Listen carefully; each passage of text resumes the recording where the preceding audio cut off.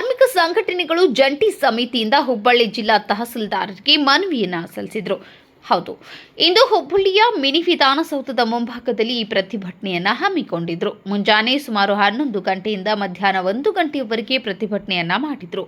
ಈ ಪ್ರತಿಭಟನೆಯ ಉದ್ದೇಶ ಏನೆಂದರೆ, ಈ ಹಿಂದಿನ ಬಿಜೆಪಿ ಎನ್ಡಿಎ ಸರ್ಕಾರದ ನೇತೃತ್ವದಲ್ಲಿ ಜಾರಿಗೆ ತಂದಿರುವ 4 ಕಾರ್ಮಿಕರ ಸಂಹಿತೆಗಳಿಗೆ ಹಿಂಪಡೆಯುವಂತೆ ಜೆಸಿಟಿಯು ಪ್ರತಿಭಟನೆಯನ್ನ ಮಾಡಿದ್ರು.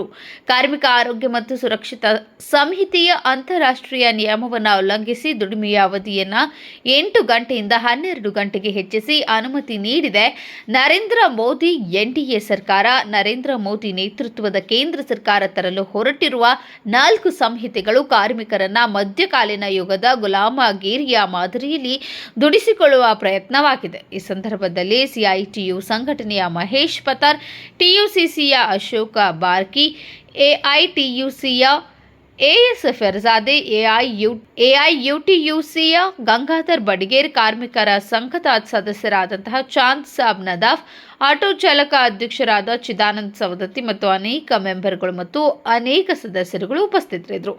ರಾಜೇಶ್ ಸಾಬ್ ಗೋಕುಲ್ ಜೊತೆ ಮನ್ಸಿಲ್ ಶಾ.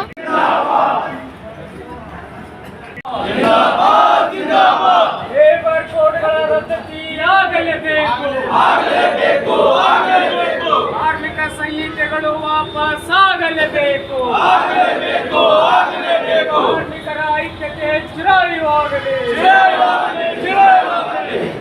ಕಾಯ್ಕೊಳ್ಬೇಕು ಅಂತಂದ್ರೆ ನಾವು ಒಂದಾಗಿ ಹೋರಾಟ ಮಾಡಲಾರ್ದನೆ ಇವತ್ತು ಬೇರೆ ದಾರಿ ಇಲ್ಲ.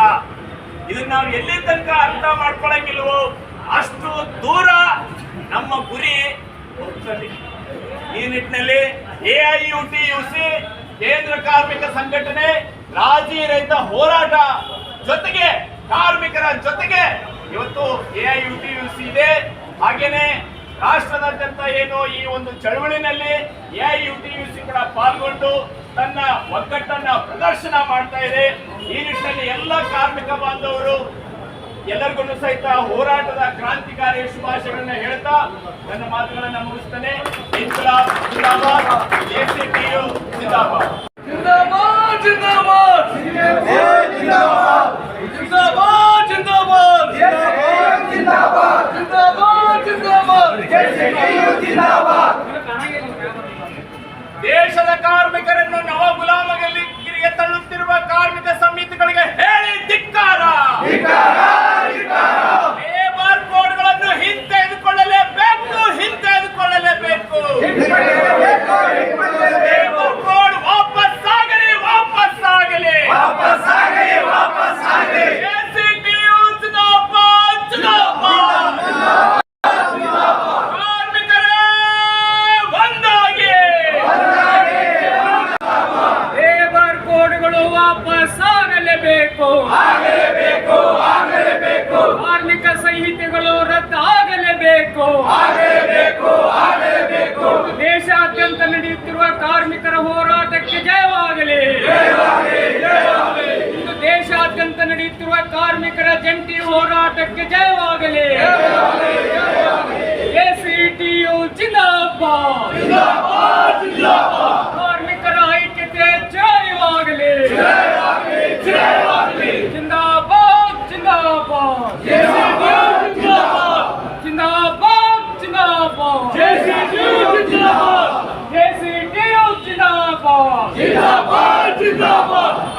ದೇಶಾದ್ಯಂತ ನಡೆಯುತ್ತಿರುವ ಕಾರ್ಮಿಕರ ಪ್ರತಿಭಟನೆ ಯಶಸ್ವಿಯಾಗಲಿ. ಲೇಬರ್ ಕೋಡ್ಗಳ ರದ್ದತಿಗಾಗಿ ನಡೆಯುತ್ತಿರುವ ಹೋರಾಟಕ್ಕೆ ಜಯವಾಗಲಿ.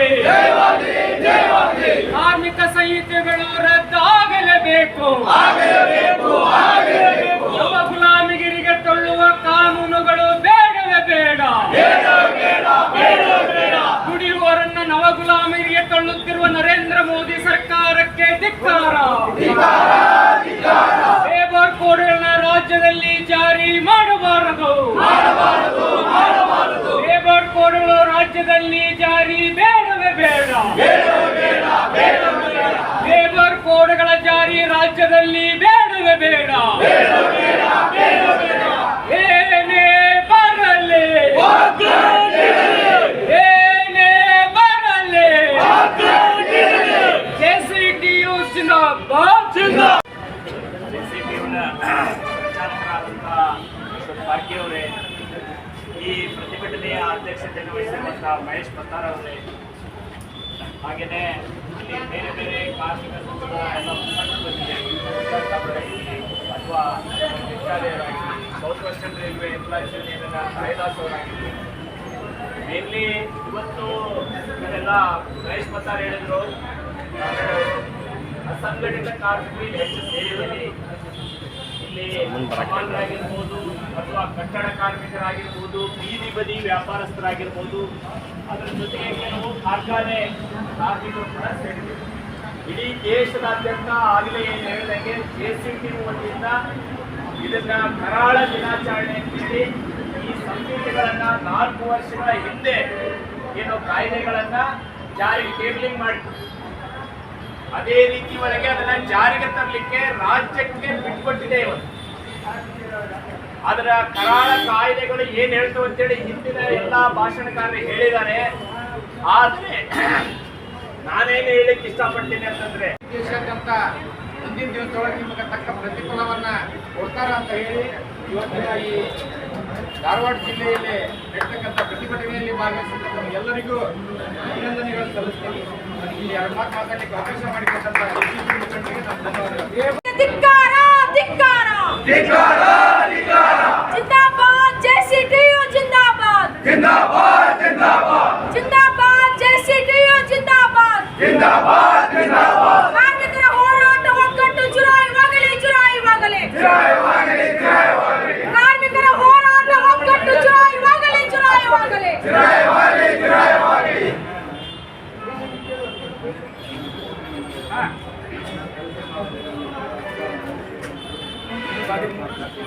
ಆದ್ರೆ ಇವತ್ತು ನರೇಂದ್ರ ಮೋದಿ ಸರ್ಕಾರ ಈಗ 4 ಕೋಡ್ಗಳನ್ನು ಮಾಡಕೊಂಡೈತಿ.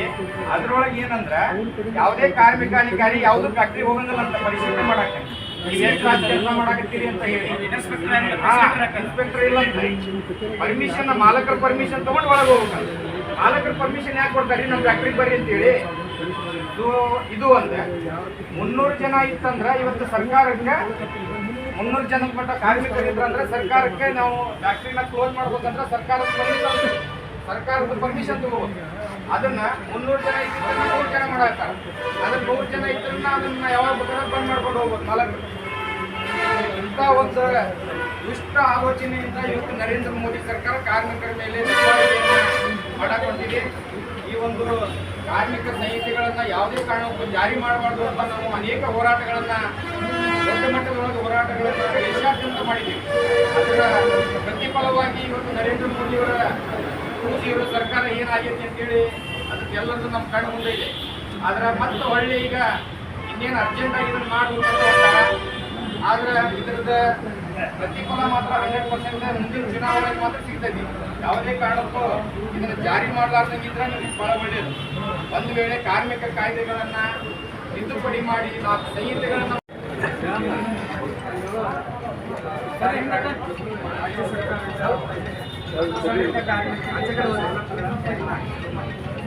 ಅದರಲ್ಲಿ ಬಹಳ ಮುಖ್ಯವಾಗಿ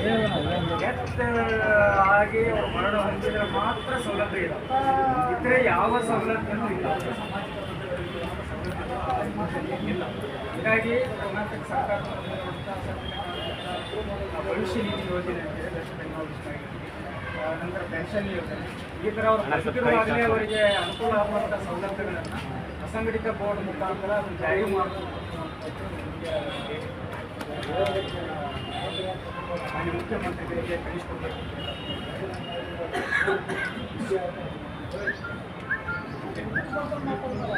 ಪಬ್ಲಿಕ್ ನ್ಯೂಸ್ ರಾಜೇಶ್ ಸಾಬ್ ಗೋಕುಲ್ ಅಂಥೇಳಿ. ಸರ್, ಇವತ್ತು ಪ್ರತಿಭಟನೆ ಏನು ಮಾಡ್ತಾ ಇದ್ದಿರಲ್ಲ, ಇದ್ರ ಬಗ್ಗೆ ಮೇಲಿನ ಅಧಿಕಾರಿಗಳೇ ಆಗಲಿ ಅಥವಾ ರಾಜಕಾರಣಿಗಳಾಗಲಿ ಅವ್ರ ಬಗ್ಗೆ ಏನಂತ ಹೇಳಲು ಬಯಸ್ತೀವಿ ಸರ್? ಸರ್, ಇದು ಅಧಿಕಾರಿಗಳು ರಾಜಕಾರಣಿಗಳ ಪ್ರಶ್ನೆ ಅಲ್ಲ. ಇದು ದೇಶದ ಕಾನೂನನ್ನು ರಚನೆ ಮಾಡುವಂಥ ವಿಚಾರಕ್ಕೆ ಸಂಬಂಧಪಟ್ಟಂಥ ಪ್ರಶ್ನೆ ಇದೆ. ಇದು ಈ ದೇಶವನ್ನು 10 ವರ್ಷಗಳ ಕಾಲ ಆಳಿದಂಥ ನರೇಂದ್ರ ಮೋದಿ ಸರ್ಕಾರದ ನೀತಿಯ ಭಾಗವಾಗಿ ಬಂದಂಥ ಕಾರ್ಮಿಕ ವಿರೋಧಿಯಾದಂಥ ಮತ್ತು ಕಾರ್ಮಿಕರನ್ನು ನವಗುಲಾಮಗಿರಿಗೆ ತಳ್ಳುವಂಥ ಕಾನೂನುಗಳಿವೆ. ಸ್ವಾತಂತ್ರ್ಯ ಹೋರಾಟಕ್ಕಿಂತ ಮೊದಲೇ ಈ ದೇಶದಲ್ಲಿ ಕಾರ್ಮಿಕ ಕಾನೂನುಗಳು ರಚನೆ ಹಾಕುವಂತ ಬಂದಿದ್ದಾವೆ. ಅದು ಕಾರ್ಮಿಕರ ಅತ್ಯಂತ ಸಮರಶೀಲವಾದಂಥ ತ್ಯಾಗ ಬಲಿದಾನದ ಹೋರಾಟದಿಂದ ಬಂದಿದ್ದು. ಈ 44 ಕಾನೂನುಗಳೇ ಈ ದೇಶದಲ್ಲಿ ಇನ್ನೂ ಜಾರಿಗಾಗಿಲ್ಲ.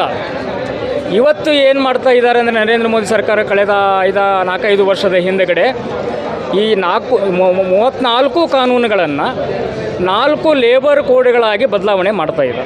ಈ 4 ಲೇಬರ್ ಕೋಡ್ಗಳೇನಿದ್ದಾವೆ, ಕಾರ್ಮಿಕ ಸಂಹಿತೆಗಳಿದ್ದಾವೆ, ಈ ಸಂಹಿತೆಗಳು ಈ ದೇಶವನ್ನು ಲೂಟಿ ಹೊಡಲಿಕ್ಕೆ ಬಂದಂಥ ಕಾರ್ಪೊರೇಟ್ ವಲಯಕ್ಕೆ ಈ ದೇಶದ ಕಾರ್ಮಿಕರ ಬೆವರನ್ನು ಲೂಟಿ ಮಾಡಲಿಕ್ಕೆ ಅವಕಾಶ ಮಾಡಿಕೊಡುವಂಥ, ಈ ದೇಶ ಲೂಟಿ ಮಾಡಲಿಕ್ಕೆ ಅವಕಾಶ ಕೊಡುವಂಥ ಕಾನೂನುಗಳಾಗಿದ್ದಾವೆ. ಇದರಿಂದ ನಮ್ಮ ದೇಶದಲ್ಲಿರುವಂಥ ಕಾರ್ಮಿಕರು ಮತ್ತೆ ಹೊಸ ರೀತಿಯ ಗುಲಾಮಗಿರಿಗೆ ತಳ್ಳಲ್ಪಡ್ತಾರೆ. ಹೀಗಾಗಿ ಈ ಕಾರ್ಮಿಕ ಸಂಹಿತೆಗಳನ್ನು ನಾವು ಕಳೆದ 4 ವರ್ಷದಿಂದ ಈ ದೇಶದಲ್ಲಿ ಜಾರಿ ಆಗಲಾರ್ದಂಗೆ ನೋಡ್ಕೊಂಡಿದ್ದೀವಿ. ಜಂಟಿ ಹೋರಾಟ ಮಾಡೋದ್ರ ಮುಖಾಂತರ, ಕಾರ್ಮಿಕ ಹೋರಾಟಗಳು ಮಾಡೋದ್ರ ಜಾರಿ ಆಗಲಾರ್ದಂಗೆ ನೋಡ್ಕೊಂಡಿದ್ದೀವಿ. ಅವಕ್ಕೆ ರೂಲ್ಸ್ ಫ್ರೇಮ್ ಮಾಡಲಿಕ್ಕೆ ಆಗಲಾರ್ದಂಗೆ ನೋಡ್ಕೊಂಡಿದ್ದೀವಿ. ಆದರೆ ಇವತ್ತು ಅತ್ಯಂತ ಹೀನಾಯವಾಗಿ ಸೋತಂಥ ನರೇಂದ್ರ ಮೋದಿ ಸರ್ಕಾರ ಮತ್ತೊಂದು ಸ್ವರೂಪದಲ್ಲಿ ಹೊಸ ಸರ್ಕಾರವನ್ನು ರಚನೆ ಮಾಡಿದೆ. ಏನೋ ನೆಲಕ್ಕೆ ಬಿದ್ದರು, ಮಣ್ಣಿಗೆ ಬಿದ್ದರೂ ಮೀಸಿ ಮಣ್ಣಾಗಲಿಲ್ಲ ಅನ್ನೋ ರೀತಿಯಲ್ಲಿ ಅವರು ಮತ್ತೆ ಒಂದು ಸರ್ವಾಧಿಕಾರಿ ರೀತಿಯಲ್ಲಿ ನಾವು ತೊಗೊಂಡಂಥ ತೀರ್ಮಾನ ಜಾರಿ ಮಾಡತ್ತೇವೆ ಅಂತ ಹೊರಟಿದ್ದಾರೆ. ಅದಕ್ಕೆ ತಕ್ಕ ಪಾಠನ ಅವ್ರು ಕಲಿಬೇಕಾಗ್ತದೆ. ಈ ದೇಶದ ಕಾರ್ಮಿಕ ವರ್ಗ ತನಗೆ ಅನ್ಯಾಯ ಆದಾಗ ಯಾವಾಗಲೂ ಕೂಡ ಸುಮ್ಮನೆ ಕುಂತಿಲ್ಲ. ನಾವು ಇವನ್ನೇನಾದರೂ ರದ್ದು ಮಾಡದೇ ಇದ್ದರೆ, ಇವನು ಜಾರಿ ಮಾಡೋಕ್ಕೆ ಹೋದರೆ ಇಡೀ ದೇಶದಲ್ಲಿ ಕಾರ್ಮಿಕರು ಉಗ್ರವಾದಂಥ ಹೋರಾಟಕ್ಕೆ ನಾವು ಹೋಗ್ತೇವೆ, ಇವನು ಜಾರಿ ಮಾಡಿ ಕೊಡೋದಿಲ್ಲ ಅನ್ನುವಂಥ ಎಚ್ಚರಿಕೆಯನ್ನು ಮಾನ್ಯ ಪ್ರಧಾನಮಂತ್ರಿಗಳಿಗೆ ಕೊಡಲಿಕ್ಕೆ ನಾನು ಇಚ್ಛಪಡ್ತೇನೆ ಇವತ್ತಿನ ಹೋರಾಟದ ಮುಖಾಂತರ. ಇವತ್ತು ಇಡೀ ದೇಶಾದ್ಯಂತ ಹೋರಾಟಕ್ಕೆ ಕರೆ ಕೊಟ್ಟಿತ್ತು. ಅದರ ಆಧಾರದಲ್ಲಿ ಇವತ್ತು ಎಲ್ಲ ಕಾರ್ಮಿಕ ಸಂಘಟನೆಗಳ ಜಂಟಿ ಸಮಿತಿಯಿಂದ ಇವತ್ತು ಹುಬ್ಬಳ್ಳಿಯಲ್ಲಿ ಕೂಡ ಪ್ರತಿಭಟನೆಯನ್ನು ಮಾಡಿ ಮಾನ್ಯ ರಾಷ್ಟ್ರಪತಿಗಳಿಗೆ ಮನವಿ ಪತ್ರ ಕೊಟ್ಟಿದ್ದೀವಿ. ಮಹೇಶ್ ಪತ್ತಾರ್. ಕಾರ್ಮಿಕರಿಗೆ ಗುರಿ ಯಾಕೆ ಮಾಡಿದ್ದಾರೆ ಸರ್? ಏನು ಕಾರಣ? ಕಾರ್ಮಿಕರು ಇವತ್ತು ದೇಶದ ಬೆನ್ನೆಲುಬು. ಕಾರ್ಮಿಕರನ್ನ ಯಾಕೆ ಗುರಿ ಮಾಡ್ತಾರಪ್ಪ ಅಂದ್ರೆ, ಯಾರಾದರೂ ಏನಾದರೂ ಬಂದ್ ಮಾಡಿದರೆ ಏನೂ ಅರ್ಥ ಬೀಳೋದಿಲ್ಲ ಅಥವಾ ವ್ಯರ್ಥನೂ ಆಗೋದಿಲ್ಲ. ಇವತ್ತು ಕಾರ್ಮಿಕ ಒಂದು ದಿನ ನಾವು ಏನಾದರೂ ಕೆಲಸ ಬಿಟ್ಟು ಸ್ಟ್ರೈಕಿಗೆ ಇಳಿದ್ರೆ ದೇಶಕ್ಕೆ ದೊಡ್ಡ ಅನ್ಯಾಯ ಆಗ್ತದೆ. ಯಾಕಂದರೆ ನಾವು ದುಡ್ದಾಗಲೇ ನಾವು ಏನೇ ಉತ್ಪನ್ನ ಮಾಡಬಹುದು. ನಾವು ಇವತ್ತು ಕಾರ್ಮಿಕರು ಏರ್ಪ್ಲೇನ್ಲಿಂದ ಹಿಡಿದು ಏರೋಪ್ಲೇನ್ ತಯಾರು ಮಾಡೋರು ನಾವು ಕಾರ್ಮಿಕರು. ನಾವು ಎಲ್ಲವನ್ನೂ ತಯಾರು ಮಾಡಿದಂಥ ನಮ್ಮ ಕಾರ್ಮಿಕರಿಗೆ ಇವತ್ತು ಇವ್ರು ಏನು ಮಾಡ್ತಾಯಿದ್ದಾರೆ ಅಂದರೆ, ಬಂಡವಾಳಶಾಹಿಗಳ ಪರವಾಗಿ ಕಾನೂನು ತರ್ತಾ ಇದ್ದಾರೆ. ಇವತ್ತು ಈ ನೀತಿ ಸಂಹಿತೆ ಏನಾದ್ರು ಜಾರಿಗೆ ತಂದರೆ ನಾಳೆ ನಮಗೆ 8 ಗಂಟೆ ಕಾಲಗಳ ಕೆಲಸ ಸಿಗಲ್ಲ, 10 ಗಂಟೆ ಆಗ್ಬೋದು, 12 ಗಂಟೆ ಆಗ್ಬೋದು. ಇದರಿಂದ ಯಾರಿಗೆ ಫಾಯ್ದೆಪ್ಪ ಅಂದರೆ, ಇದು ಬಂಡವಾಳಶಾಹಿಗಳಿಗೆ ಫಾಯ್ದೆ. ನಾವು ಮೊದಲೆಲ್ಲ 1964ರಲ್ಲಿ ಸಾಕಷ್ಟು ಹೋರಾಟ ಮಾಡಿ ಕಾರ್ಮಿಕನಿಗೆ ಒಳ್ಳೆ ಕಾನೂನುಗಳನ್ನು ಮಾಡಲಿಕ್ಕೆ ನಾವು ಹೋರಾಟ ಮಾಡಿದ್ವಿ. ಏನಪ್ಪ ಅಂದರೆ 8 ತಾಸು ಕೆಲಸ ಮಾಡಬೇಕು, 8 ತಾಸು ಸಾಮಾಜಿಕ ಕೆಲಸಗಳಲ್ಲಿರಬೇಕು, 8 ತಾಸು ಹೆಂಡ್ರ ಮಕ್ಕಳ ಜೊತೆ ರೆಸ್ಟ್ ಮಾಡಬೇಕು. ಈ ರೀತಿ 3 ಭಾಗಗಳನ್ನಾಗಿ 8 ತಾಸು ಜಾರಿ ಮಾಡಿದ್ದಾರೆ. ಇವತ್ತಿವರು ಮೋದಿನೂ ಮತ್ತು ಶಾ ಸೇರಿ ಇವರೇನು ಮಾಡ್ತಾ ಇದ್ದಾರೆ ಅಂದರೆ, ಬಂಡವಾಳಶಾಹಿಗಳಿಗೆ ಅನುಕೂಲ ಆಗಬೇಕು. ಯಾಕಂದರೆ ನಾಳೆ ನಮಗೆ ಇವರು 12 ತಾಸಾದರೂ ದುಡಿಸ್ಬೋದು. ಇದಕ್ಕೆ ಅದೇನು ಲೇಟ್ ಆಗೋದಿಲ್ಲ. ಯಾಕಂದರೆ ಇವತ್ತೆಲ್ಲವನ್ನೂ ನೋಡಿ, ಇವತ್ತು ಸರ್ಕಾರಿ ನಮ್ಮ ಆಸ್ತಿಗಳನ್ನೆಲ್ಲ ಇವರು ಪ್ರೈವೇಟೈಸೇಷನ್ ಮಾಡಕತ್ತಿದ್ದಾರೆ. ಇವತ್ತು BSNL ಹೋಗ್ತಾ ಇದೆ, ರೈಲ್ವೆ ಹೋಗ್ತಾ ಇದೆ, ನಮ್ಮ ಬೇರೆ HAL ಎಲ್ಲ ಹೋಗ್ತಾ ಇದೆ. ಅದೇ ಮೊದಲು ನಾವು ಏನು ಹೇಳ್ತಿದ್ವಿ, ನಾವು ರೈಲ್ವೆ ಸ್ಟೇಷನ್ಗೆ ಹೋದಂದ್ರೆ ರಾಣಿ ಚೆನ್ನಮ್ಮ ಹೋಯ್ತಾ, ಟಿಪ್ಪು ಸುಲ್ತಾನ್ ಎಕ್ಸ್ಪ್ರೆಸ್ ಹೋಯ್ತಾ ಅಂತ ಕೇಳ್ತಿದ್ವಿ. ಇನ್ನು ಮುಂಬರುವ ದಿನಗಳಲ್ಲಿ ಅಂಬಾನಿ ಟ್ರೈನ್ ಹೋತಾ, ಅದಾನಿ ಟ್ರೈನ್ ಹೋತಾ ಅಂತ ಕೇಳೋ ಸಂಭವ ನಮಗೆ ಬರ್ತಾ ಇದೆ. ಅದಕ್ಕೆ ನಮಗೆ ನಮ್ಮ ಆಸ್ತಿಯನ್ನು ನಾವು ಉಳಿಸ್ಕೊಳ್ಳೋದಕ್ಕೋಸ್ಕರ ಮತ್ತು ನಮ್ಮ ಕಾನೂನುಗಳನ್ನು ಉಳಿಸ್ಕೊಳ್ಳೋಕ್ಕೋಸ್ಕರ ಇವತ್ತು ನಾವು ಬೀದಿಗಿಳಿಲೇಬೇಕಾಗಿದೆ, ಹೋರಾಟ ಮಾಡಲೇಬೇಕಾಗಿದೆ. ಆದರೆ ಸಿದ್ದರಾಮಯ್ಯನವರು ಒಂದು ಮಾತು ಹೇಳಿದರು. ಏನು ಹೇಳಿದ್ರಪ್ಪ ಅಂದರೆ, ಇಲ್ಲ ಅವ್ರು ಮಾಡಿದ್ರು ನಾನು ಮಾಡಲ್ಲ ಅಂಥೇಳಿ. ಸಿದ್ದರಾಮಯ್ಯನವರೇ, ನಿಮಗೂ ಒಂದು ಎಚ್ಚರಿಕೆ ಕೊಡ್ತಾ ಇದ್ದೇವೆ. ಸೆಂಟ್ರಲ್ ಗೌರ್ಮೆಂಟ್ ಮಾಡಿದ್ರು ನೀವು ಅದನ್ನು ಜಾರಿಗೆ ತರಬಾರ್ದು. ನಮ್ಮ ಸ್ಟೇಟ್ನಲ್ಲಿ ನೀವೊಂದು ಮಾದರಿ ಆದರೆ ಅಂದರೆ ಇಡೀ ದೇಶದೊಳಗೆ ಮತ್ತೆ ಇದು ಬೆಂಕಿ ಹತ್ತದ. ಅದಕ್ಕೆ ನೀವು ಸಹ ಮತ್ತೆ ಬಡವರಿಗೆ ಒಂದು ಬರಿ ಎಳಿತಾ ಇದ್ದಾರೆ ಇವರು. ಏನಪ್ಪ ಅಂದರೆ ಹಾಲಿನ ರೇಟ್ 5 ರೂಪಾಯಿ ಇರಿಸ್ತಾ ಇದ್ದಾರೆ. ರೈತರಿಗೆ ಕೊಡ್ತೇವೆ ಅಂತಾರೆ. ರೈತರಿಗೆ ಕೊಡೋದ್ರಿಂದ ನಮಗೇನು ಅನ್ಯಾಯ ಇಲ್ಲ. ಆದರೆ ನಮ್ಮ ಜೋಬಕ್ಕೆ ಕತ್ತರಿ ಹಾಕ್ತಾ ಇದ್ದೀರಲ್ಲ, ಅದು ನಮಗೆ ಬರ್ತಾ ಇದೆ. ನಮ್ಮ ಕಣ್ಣಿಗೆ ಸುಣ್ಣ ಹಾಕಿ ಇನ್ನೊಬ್ಬರ ಕಣ್ಣಿಗೆ ಬೆಣ್ಣೆ ಹಾಕ್ತಾರೆ, ನಾವು ಒಪ್ಪಲ್ಲ. ಇವತ್ತು ಸೆಂಟ್ರಲ್ ಗೌರ್ಮೆಂಟ್ ಆಗಿರೋದು, ರಾಜ್ಯ ಸರ್ಕಾರ ಎರಡಕ್ಕೂ ನಾವು ಎಚ್ಚರಿಕೆ ಕೊಡ್ತಾ ಇದ್ದೇವೆ. ನೀವು ಇದನ್ನು ಕಂಟ್ರೋಲ್ ಮಾಡಲಿಲ್ಲ ಅಂದರೆ ಮುಂಬರುವ ದಿನಗಳಲ್ಲಿ ನಾವು ಉಗ್ರ ಹೋರಾಟ ಮಾಡೋಕ್ಕೆ ಇಷ್ಟಪಡ್ತೀವಿ ಅಂತ ಹೇಳಿ ನಿಮ್ಮಿಂದ ಹೇಳೋಕ್ಕೆ ಇಷ್ಟಪಡ್ತೀನಿ. ನಾನು ASP ಇರಿದಾದೆ, ಧಾರವಾಡ ಜಿಲ್ಲಾ ಕಟ್ಟಡ ಕಾರ್ಮಿಕರ ಅಧ್ಯಕ್ಷ.